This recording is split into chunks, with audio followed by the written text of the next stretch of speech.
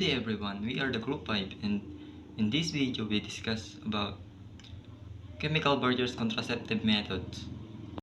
Chemical barriers or spermicides are sperm killing substances available as foams, creams, gels, films or suppositories which are often used in female contraception in conjunction with mechanical barriers and other devices. Spermicides are usually available without a prescription or medical examination. How to use spermicidal foam? To use, shake the can for at least 30 seconds, press the tip of the applicator on the nozzle and press down. This fills the applicator with foam.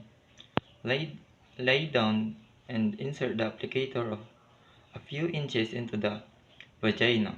The foam is active immediately. This means it should insert into more than 60 minutes before sex. Wash the applicator with soap and water. Store it in a clean, dry place.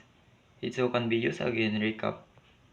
Contraceptive foam should be inserted no more 60 minutes before sex. How to use contraceptive film? Vaginal contraceptive film or VCF is a 2 by 2 inches sheet of thin film. It looks similar to wax paper. Before insertion, assure hands are dry. To insert it, fold it into half, then in half again. Place it on the tip of your index finger. The spermicidal film will absorb vaginal secretion and melt into thick gel. In this way, it acts as a barrier to stop sperm.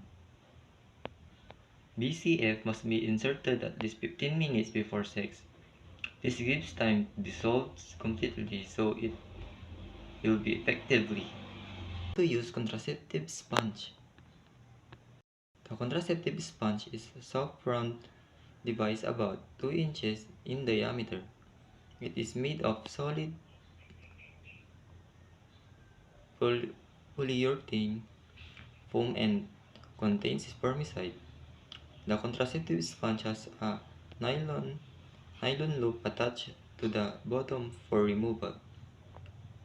Moisten the sponge with water and insert it into vagina before sex. The sponge works to prevent pregnancy by blocking the cervix and killing the sperm. For simple explanation, all types of chemical barriers used only for female private parts, or it apply only on private part of female to block or to prevent. Disadvantage: spermicide does not prevent sexually transmitted infections or STI, and some people experience uncomfortable side effects from spermicides, including vaginal inflammation and irritation. It can help you to prevent pregnancy, but it can help you to prevent STI or sexually transmitted infection. Advantage: each type has its own benefits, but they all work in the same way. By killing sperm and blocking the cervix, sperm can reach an egg.